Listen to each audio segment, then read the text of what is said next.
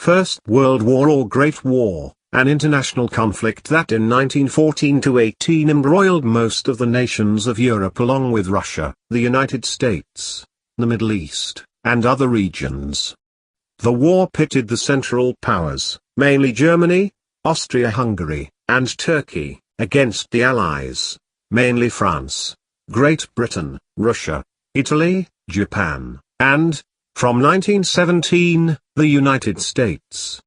It ended with the defeat of the Central Powers. The war was virtually unprecedented in the slaughter, carnage, and destruction it caused. World War I was one of the great watersheds of 20th-century geopolitical history.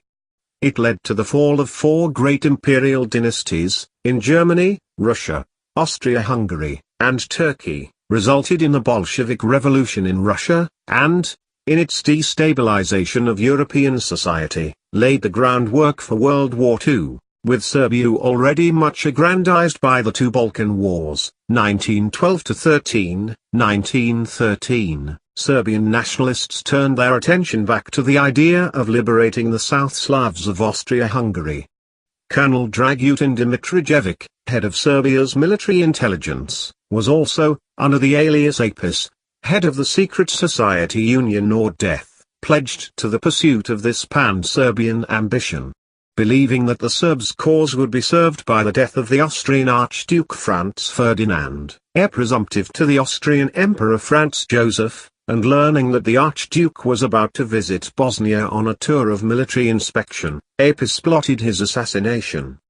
Nikola Pasic, the Serbian prime minister and an enemy of Apis, heard of the plot and warned the Austrian government of it, but his message was too cautiously worded to be understood.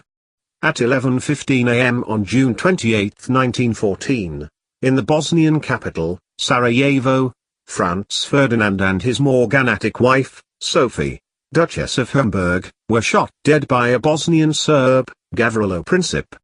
The chief of the Austro-Hungarian General Staff, Franz, Graf, Count, Konrad von Hotzendorf, and the foreign minister, Leopold, Graf von Berchtold, saw the crime as the occasion for measures to humiliate Serbia and so to enhance Austria-Hungary's prestige in the Balkans. Conrad had already, October 1913, been assured by William II of Germany's support if Austria-Hungary should start a preventive war against Serbia.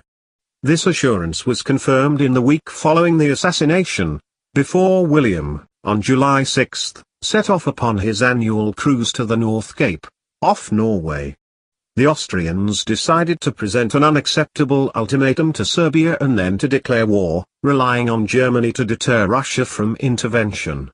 Though the terms of the ultimatum were finally approved on July 19, its delivery was postponed to the evening of July 23, since by the time the French president, Raymond Poincaré, and his premier, René Viviani, who had set off on a state visit to Russia on July 15, would be on their way home and therefore unable to concert an immediate reaction with their Russian allies. When the delivery was announced, on July 24, Russia declared that Austria-Hungary must not be allowed to crush Serbia. Serbia replied to the ultimatum on July 25, accepting most of its demands but protesting against two of them, namely, that Serbian officials, unnamed, should be dismissed at Austria-Hungary's behest and that Austro-Hungarian officials should take part, on Serbian soil, in proceedings against organizations hostile to Austria-Hungary. Though Serbia offered to submit the issue to international arbitration, Austria-Hungary promptly severed diplomatic relations and ordered partial mobilization. Home from his cruise on July 27, William learned on July 28 how Serbia had replied to the ultimatum. At once he instructed the German Foreign Office to tell Austria-Hungary that there was no longer any justification for war and that it should content itself with a temporary occupation of Belgrade. But, meanwhile, the German Foreign Office had been giving such encouragement to Berchtold that already on July 27 he had persuaded Franz Joseph to authorize war against Serbia. War was in fact declared on July 28, and Austro-Hungarian artillery began to bombard Belgrade the next day. Russia then ordered partial mobilization against Austria-Hungary, and on July 30, when Austria-Hungary was riposting conventionally with an order of mobilization on its Russian frontier, Russia ordered general mobilization. Germany, which since July 28 had still been hoping, in disregard of earlier warning hints from Great Britain, that Austria-Hungary's war against Serbia could be localized to the Balkans, was now disillusioned insofar as Eastern Europe was concerned.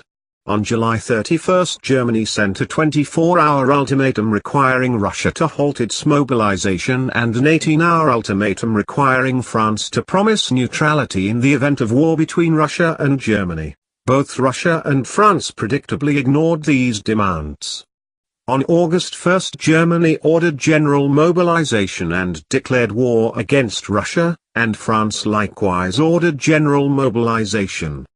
The next day Germany sent troops into Luxembourg and demanded from Belgium free passage for German troops across its neutral territory. On August 3 Germany declared war against France. In the night of August 3-4 German forces invaded Belgium. Thereupon, Great Britain, which had no concern with Serbia and no express obligation to fight either for Russia or for France but was expressly committed to defend Belgium, on August 4 declared war against Germany. Austria-Hungary declared war against Russia on August 5, Serbia against Germany on August 6, Montenegro against Austria-Hungary on August 7 and against Germany on August 12, France and Great Britain against Austria-Hungary on August 10 and on August 12, respectively, Japan against Germany on August 23, Austria-Hungary against Japan on August 25 and against Belgium on August 28. Romania had renewed its secret anti-Russian alliance of 1883 with the Central Powers on February 26, 1914, but now chose to remain neutral. Italy had confirmed the Triple Alliance on December 7, 1912, but could now propound formal arguments for disregarding it. First, Italy was not obliged to support its allies in a war of aggression. Second, the original Treaty of 1882 had stated expressly that the alliance was not against England. On September 5, 1914, Russia, France, and Great Britain concluded the Treaty of London, each promising not to make a separate peace with the Central Powers. Thenceforth, they could be called the Allied, or Entente, Powers, or simply the Allies. The outbreak of war in August 1914 was generally greeted with confidence and jubilation by the peoples of Europe, among whom it inspired a wave of patriotic feeling and celebration. Few people imagined how long or how disastrous a war between the great nations of Europe could be, and most believed that their country's side would be victorious within a matter of months. The war was welcomed either patriotically, as a defensive one imposed by national necessity, or idealistically, as one for upholding right against might, the sanctity of treaties, and international morality. For more information about the World War I, see the next video. Thanks for watching and don't forget to like video and subscribe, also click the bell to get notified when I upload a new video.